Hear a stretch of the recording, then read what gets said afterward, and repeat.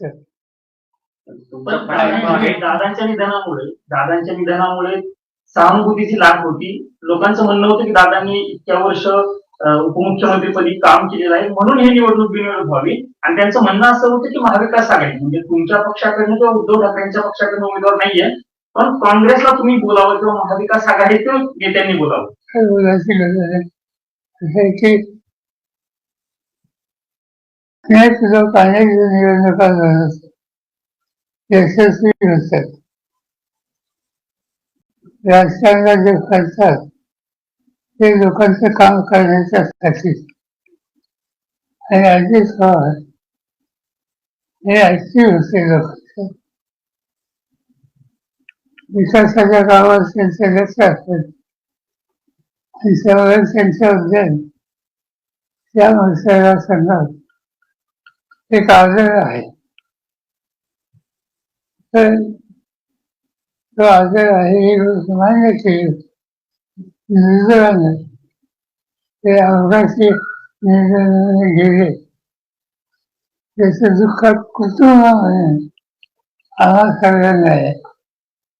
आणि पवार कुटुंब जे आहे त्या कुटुंबामध्ये एक पद्धत आहे, कुटुंब प्रमुख सहसा त्याची भूमिका राष्ट्रीय बाकीची ही आमच्या कुटुंबात मांडली जाते. आणि आज कुटुंब प्रमुख म्हणून माझ्या जबाबदारी आहे. त्यामुळे आम्ही ठरवलं की निवडणूक साधे काळ आहे तो आपण जायचे.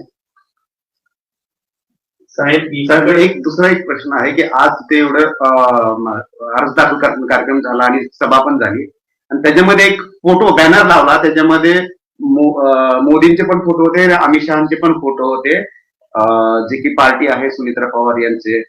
त्या कार्यक्रमामध्ये त्यांचे फोटो लावले गेले होते, भाजपच्या नेत्यांचे फोटो लावले गेले होते. चुकीचं काय त्यांच्या पक्षाचे फक्त असतील असेल काय प्रश्न काय.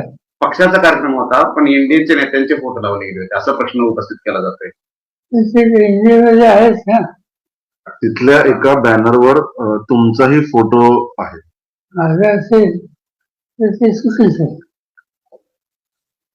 साहेब, एकीकडे त्याला या निवडणुकीत आम्ही काही विरोध केले नाही, कॅन्डिडेटच उभा केला नाही. आणि त्यामुळे आम्हाला लोकांच्या दिले नसते तर योग्य दिसतात. सर, त्याच बॅनरवर अजितदादांचा हा नावच पुरेसा आहे असं म्हणून प्रफुल्ल पटेल आणि सुनील तटकरे यांच्या नावाला पण कुठे ना कुठे साईड केली.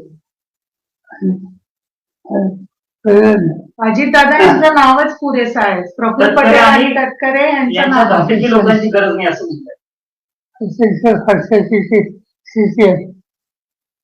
त्याचा अर्थ असा होता की प्रफुल्ल पटेल आणि सुनील तटकरे यांनी पक्ष ताब्यात घेण्याचा प्रयत्न केला, त्यामुळे अशा घातकी लोकांची गरज नाही, फक्त अजित पवार हे नावच पुरेसं आहे असं त्याचा अर्थ होता असं सांगितलं जातं.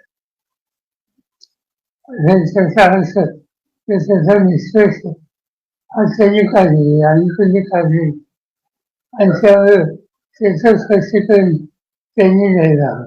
सर, राहुरीमध्ये एकीकडे तुम्ही तुमच्याकडे जागा होती राहुरीची, प्राजक्त तनपुरे लढणार होते पण त्यांनी देखील माघार घेतल्याचं कळतंय. मानसी नाही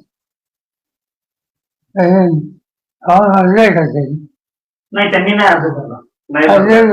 तनपुरेंनी नाही अर्ज भरला. तनपुरेंसोबत प्राजक्त तनपुरेंसोबत भाजपच्या नेत्यांनी चर्चा केली, रवींद्र चव्हाण आणि महाजनांनी, आणि मग तुमच्या विकासाचे मुद्दे आम्ही मार्गी लावू असं म्हटले, त्यामध्ये थांबले.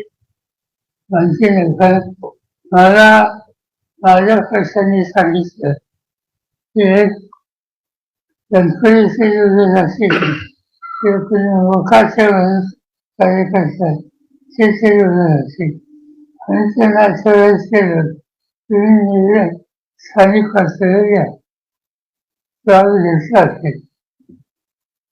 तर एक प्रश्न असा आहे की उद्धव ठाकरेंना पाठिंबा दिला पाहिजे विधान परिषद निवडणुकांच्या अनुषंगाने असं तुम्ही म्हणाला होता. मात्र दरवेळी आम्हीच का पाठिंबा द्यायचा असं काँग्रेस प्रदेशाध्यक्ष सपकाळ यांनी म्हटलंय. सपकाळ म्हटलंय. त्यांचा अधिकार आहे पक्षाच्या विषयी.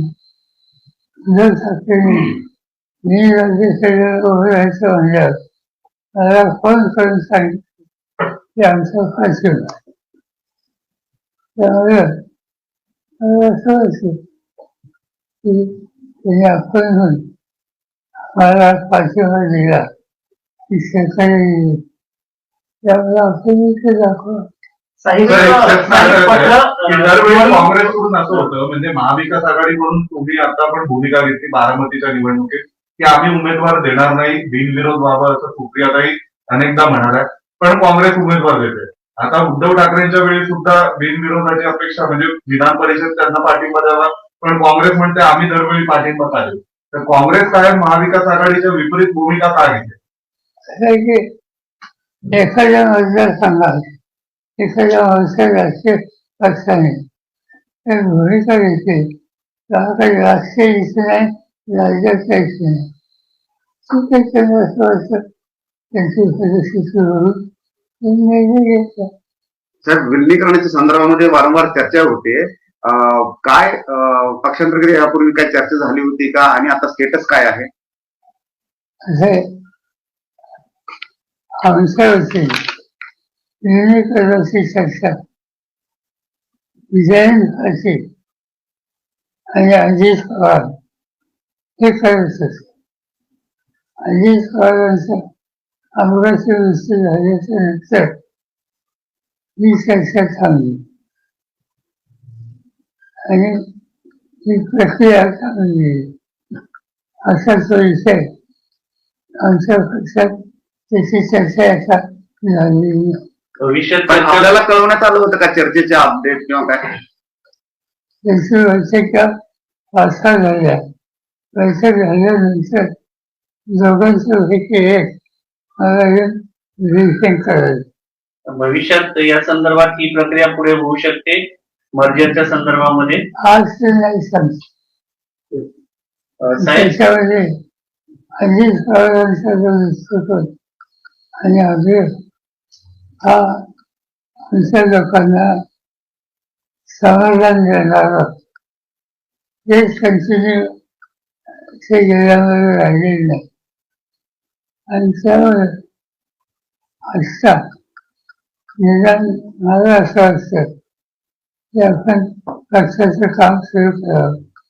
माझ्या आजारपणावर खंड पडलाय, पण आणखीन काही दिवसांनी मला लोकांच्या जायला काय अडचण नाही. साहेब, एक पत्र लिहिलं गेलं होतं केंद्रीय निवडणूक आयोगाला सुनेत्रा पवार यांच्याकडनं, आणि त्यांनी त्यात असं म्हटलं की अजित पवार यांच्या निधनानंतर म्हणजे 28 जानेवारी 2026 पासून 10 मार्च ज्या दिवशी त्यांनी हे पत्र लिहिलं तिथपर्यंतचा सगळा पत्र व्यवहार ग्राह्य धरून असं म्हटलं. म्हणजे त्याला रेफरन्स असा होता की प्रफुल्ल पटेल आणि सुनील तटकरे यांच्याकडे पत्र निवडणूक आयोगाला लिहिलं गेलेलं होतं, आणि अध्यक्षांनी एवढेच अधिकार कार्याध्यक्षांना देण्याची घटना दुरुस्ती जी आहे ती त्या पत्रामधून केली गेली होती. त्या अनुषंगाने ते पत्र त्यांनी लिहिलेलं होतं. ते पक्षाचं नेतृत्व ज्यांच्याकडे आहे आज त्याची भूमिका आहे आणि त्यांचा अधिकार आहे.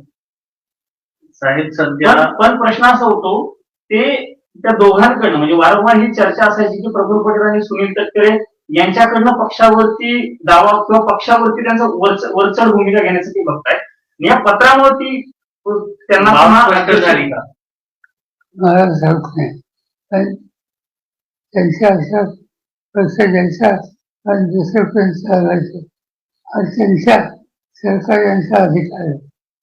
पण साहेब, जेव्हा दादा गेले त्यानंतर खास करून तुम्ही शरद पवार किंवा तुमच्या पक्षाचे नेते अजितदादा यांचा पक्ष ताब्यात घेत आहेत, त्यांना एवढी घाई झाली आहे असे आरोप केले गेले.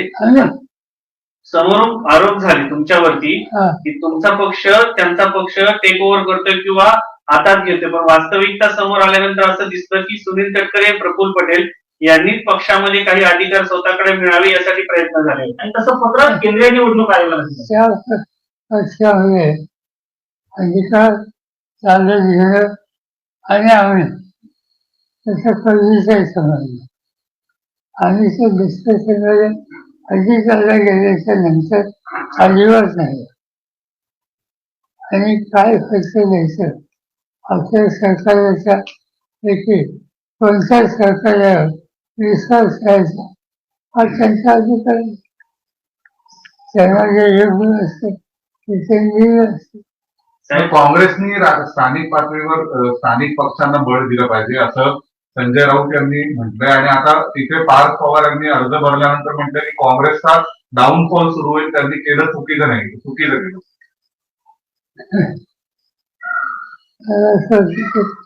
राजकारणामध्ये महत्वाची धोरणाचं शेतन करायला एक प्रकारची परिपक्वता लागते.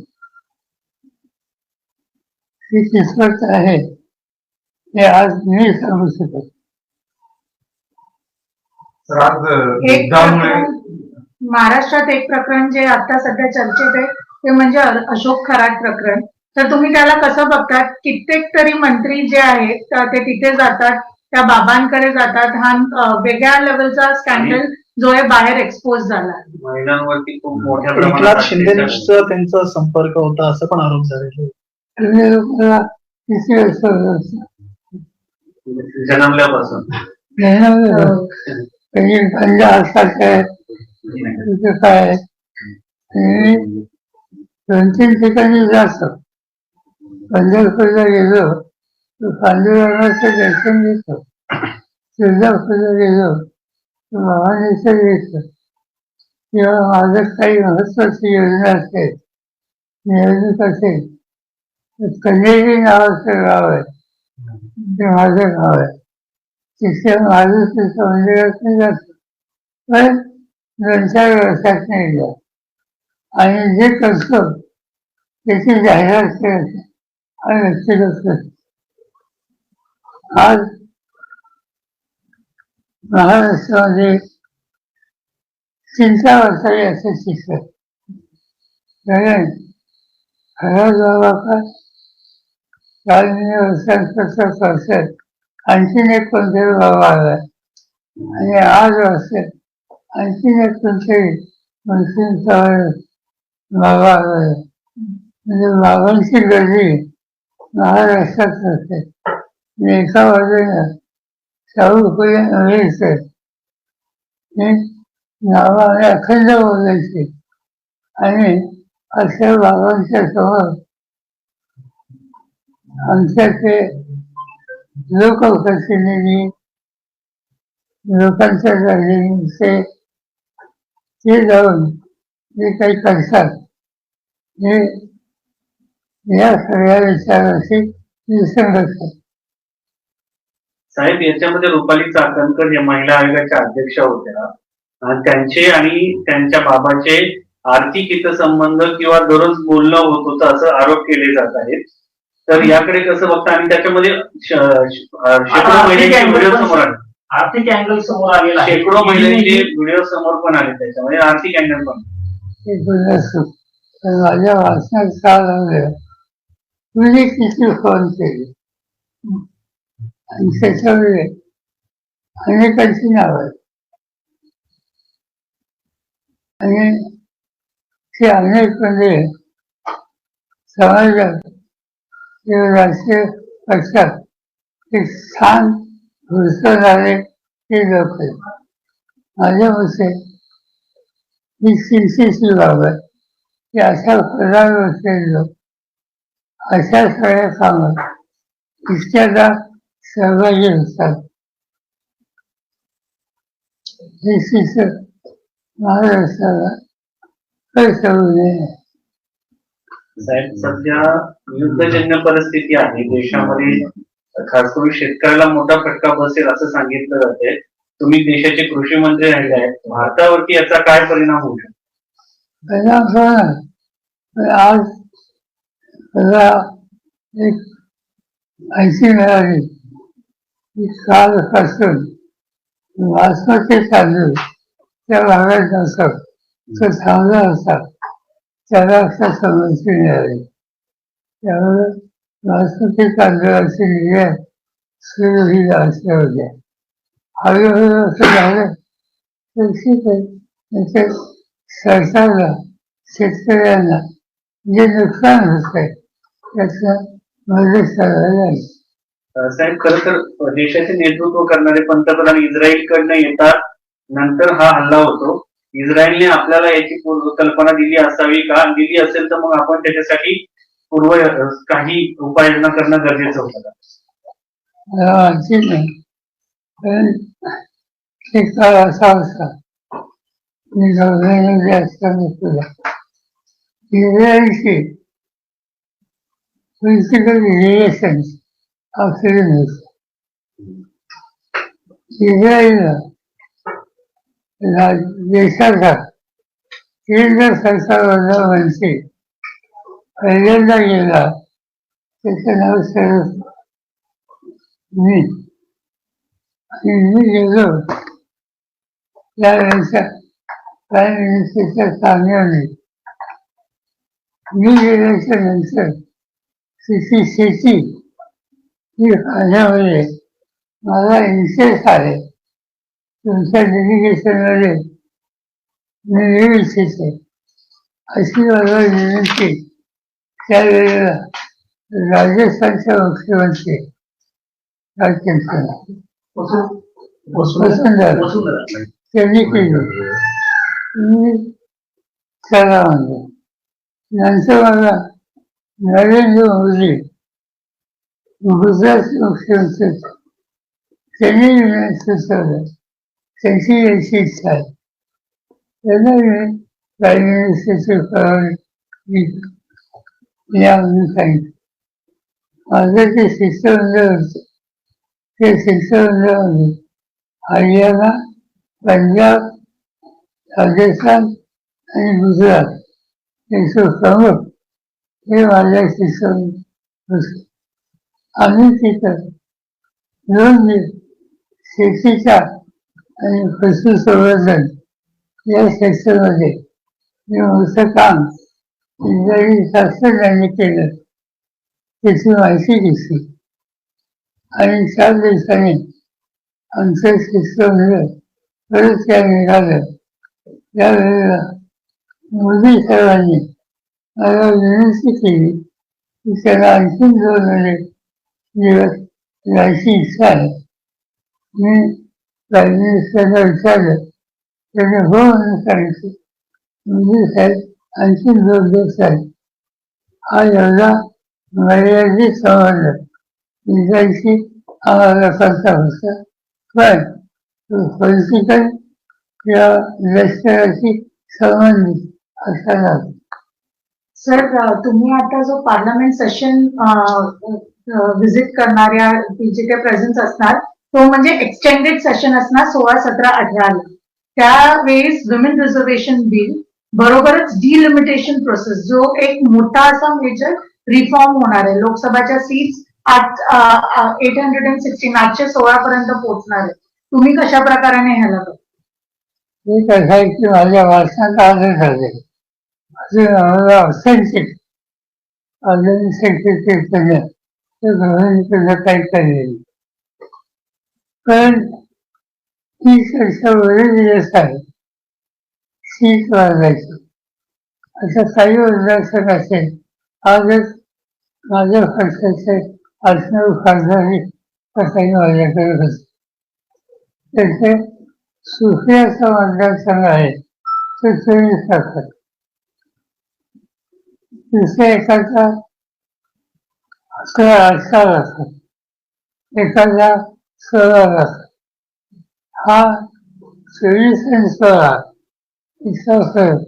किंवा दक्षिणेचे काही ते 12 इथपर्यंत म्हणजे 12चा एक पद्धत आणि 24चा एक पद्धत ही कधी ते दुरुस्त करावी अशी चर्चा आम्हाला लोकांच्या लागते. ही जी वाचणी आहे ती खरी असेल तर त्याच्यात दुरुस्ती करावी हा विचार गरजेचा दिसतो. प्रत्यक्ष प्रस्ताव काय तो आल्याच्या नंतर त्याच्यावर भाष्य करता येईल. पण मतदारसंघामध्ये साईज ऑफ द कॉन्स्टिट्यूशन याच्या संबंधी फार अंतर असू नये. सर 5 राज्याच्या निवडणुका होत आहेत. केरळमध्ये मतदारसंघामध्ये फार अंतर असू नये असं तुम्ही म्हणताय, म्हणजे की ते डिस्टन्स वाईज म्हणताय का लोकसंख्या वाईज? कारण लोकसंख्या सुद्धा लोकसंख्या जात. अच्छा, लोकसंख्या. ओके. 5 राज्याच्या विधानसभा निवडणुका सुरू आहेत. केरळमध्ये तुमच्या पक्षाचं पूर्वी चांगलं केडर होतं. यावेळेस काय स्थिती आहे? तुम्ही निवडणूक लढवताय का? बरोबर सर. आमचे मंत्री आहेत तिसऱ्या मंत्रिमंडळामध्ये ते आणि आणखी 2 लोक असतात, पण आम्ही अंदाज एकच आहोत. तुम्ही कोणाशी बोलताय का? म्हणजे ज्या 5 राज्यांमध्ये ममता दिदी आहेत पश्चिम केरळमध्ये आम्ही राजस्थानमध्ये आहोत, बाकीच्या ठिकाणी नाही. पण जी इच्छा आहे आणि लढवत नाही, पण पश्चिम बंगालमध्ये जावं माणसाला मदत करत. तर तुम्ही आता एक उदाहरण सांगितलं की शिष्टमंडळ तुमचं इस्रायलला गेलं होतं आणि 4-5 राज्याचे मुख्यमंत्री गेले होते, पण तो मोदी तिथे थांबले होते एक्स्ट्रा दिवस घेऊन. कशासाठी थांबले होते काय? तेव्हा हे जे शेतीच्या आणि पाण्याच्या क्षेत्रात नवीन टेक्नॉलॉजी त्यांनी आणली आणि मोदींच्याकडे हा जो 14% भाग आहे तिथे दुसरी भाग आहे पाणी नसलेला, त्यामुळे त्यांना तिथे अधिक माहिती घ्यायची. साहेब, रोहित पवार मधल्या काळात तुम्ही आजारी असताना त्यांनी VSR कंपनीवरती खूप आरोप केले. अजित पवार यांचा घातपात आहे अशा आशयाचे ते आरोप होते. त्याबद्दल तुमची भूमिका काय आहे? तर त्यांनी अभ्यास केला, त्याचं मत काय आहे, आणखी काही लोकांची मत आहे, पण माझ्याकडे ऑथेंटिक माहिती नाही. हा जो प्रकार घडला ऍक्सिडेंटचा, त्या दिवशी अजित पवार सकाळी 8-8:30 बारामतीला पोहोचले आणि लंडन होताना त्यांचं विमान लंडनपासून बाजूला गेलं, त्याचा ऍक्सिडेंट झाला. तो ऍक्सिडेंट झाल्याच्या नंतर मी मुंबईवरून हेलिकॉप्टरने बारामतीला जायला निघालो. मला हेलिकॉप्टरमध्ये चढलं 5 तास झाले. त्यामुळे बारामतीच्या रेल्वेला मी लँड झालो. ही वेळ आईचा अपघात झाल्यानंतर 1 तासावर, त्यामुळे प्रत्यक्ष तिथं उचलून सर्वचित होतात आणि त्यामुळे माझी इमिडिएट रिएक्शन हा अपघात असावा असं प्रायव्हेटचे माझं म्हणजे. पण रोहित आणि लोकांनी अभ्यास केल्याच्या नंतर त्यांची काही वेगळी होती, पण त्या वर्षाचा आधार माझ्याकडे नाही. पण रोहित पवार यांचं असं म्हणणं आहे की या घटनेची सीबीआयच्या माध्यमातून चौकशी केली पाहिजे. तसं बघायला गेलं तर त्यांच्या पक्षाच्या नेत्या म्हणजे सुनेत्रा पवार असतील किंवा पक्षातील इतर मंत्र्यांनी तसं पत्र दिलेलं आहे, पण त्याचा निर्णय होत नाहीये सीबीआय चौकशीचा. ते सरकारमध्ये आहेत सध्या. थँक्यू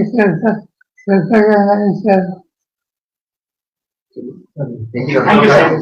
सर, हिंदी में तुमची आपने आज शपथ ली है, राज्यसभा के फिर से उस चेयर पर आप बैठे हैं, क्या प्रतिक्रिया होगी और किस तरह से आप इस बार के पार्लियामेंट सेशन को देखते? मैंने शुरू में ही कहा ये शपथ मेरी 14वीं शपथ, ये शपथ मेरे पार्लियामेंट्री पार्टी के कंटिन्यू 69 साल होने के बाद इसमें क्या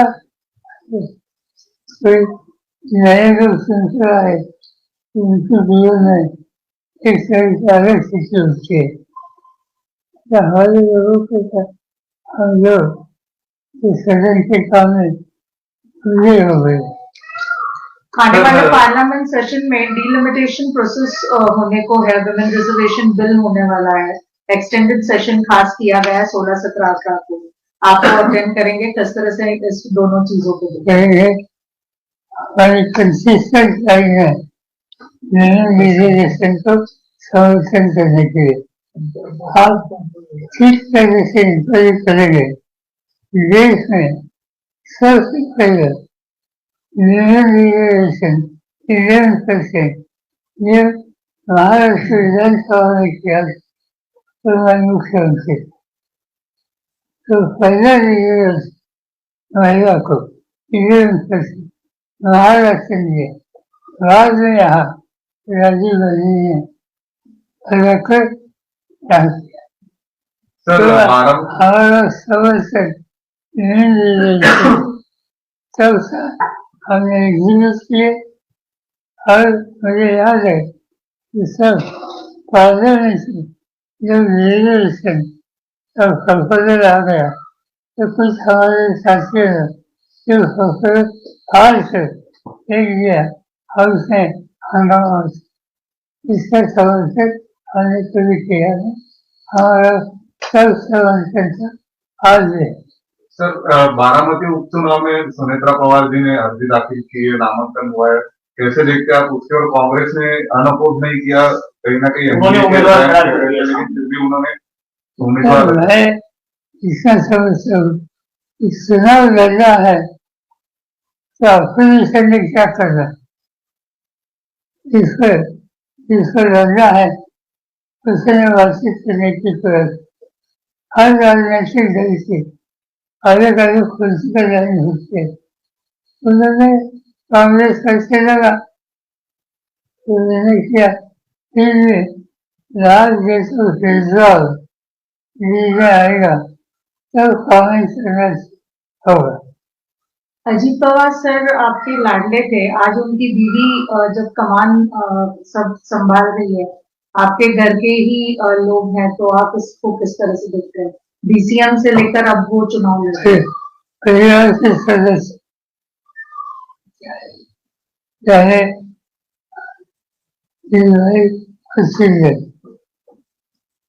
ये सब मेरे लिए मेरे घर के मेरे साथी है। मेरा फर्ज है ऐसे हिंदू फैमिली पर्सनल इक्वेशन अच्छे से ये रखा। राजनीतिक विचार अलग हो सकते। मैंने शुरू में कहा कि 2 साल के लिए बारामती का जो चुनाव हुआ तो सुफिया एंड सुनीता ये दोनों कॉन्टेस्ट करेंगे, तो ये बात नहीं आई। आशीर्वाद सर है, आशीर्वाद चुनाव में जीत के लिए, उपचुनाव में जीत के लिए बहू को आशीर्वाद देंगे, ब्लेसिंग्स में क्या आशीर्वाद देंगे क्या बहू को? अपोजिशन का कैंडिडेट होता है, हम अपोजिशन में है, हमारे सदनों में शिक्षण यांचे लिए हमारे सब। साहेब एक फक्त घटना तुम्ही सांगितली की तुम्ही नंतर हेलिकॉप्टरने तिथे गेला होता अजितदादांच्या अपघाताच्या नंतर, पण तिथं जे कारण सांगण्यात आली होती की धुकं होतं, वेदर खराब होतं किंवा अशा प्रकारचं, तेव्हा तुम्हाला तिथे काय जाणवलं होतं का पाणी? माझे हेलिकॉप्टर उचललं त्याच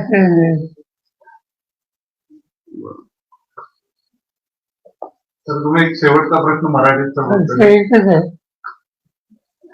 रेल्वे असा असेल तर विमानाचं इथं उचललं आणि असं जायचं आहे इथं सॅक सोडून बाजूला गेलं। सर मराठीत तुम्ही आशीर्वाद देणार का विजयासाठी आशीर्वाद देणार का? सुनेत्रा पवार यांना विजयासाठी आशीर्वाद देणार घरातलं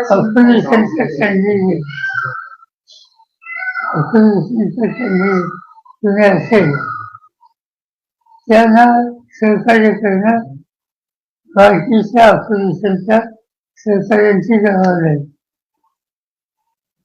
या सगळ्या निवडणुकीमध्ये माझ्याशी कुणी बोललो नाही, मी कोणाशी बोललो नाही. मी माझ्या घरच्या लोकांना एकच सांगितलं की या परिस्थितीमध्ये आधीचं नाव झालं ही परिस्थिती बघितल्याची नाही. यावेळी निवडणूक आपण लढवू नये. आमच्या दृष्टीने ही निवडणूक त्याची काही चिंता देत नाही. सहानुभूती नक्की आधीची असते, पण आजकडे मी जेवढा निवडणुका लढलो तिथेच लढलो, आधी जेवढ्या निवडणुका लढले तिथेच लढले. आणि तुम्ही बघितलं तर मी आणि राज्यानंतर मला 15 वर्ष आणि माझ्यानंतर सुप्रियाराव 15 वर्ष ही इतर कुठल्याही पेक्षा अधिक होती. आणि त्यामुळं त्या मतदारसंघाचं न्याय काय हे गेल्या अनेक वर्षात स्पष्ट होतं. आज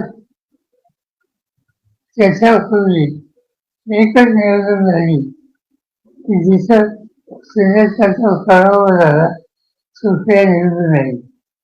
हा जर कळला तर साधारणतः आमच्या कुटुंबात तिथं लोकांनी आम्हाला नेहमी काम करायला संधी दिली. यावेळी पण देतील असं वाटतंय. जशी नाही मतदारांना तुम्ही काय सांगाल? सगळ्याचा विचार नाही. थँक्यू सो मच साहेब. आराम से करे पेपर निकाल दीजिए।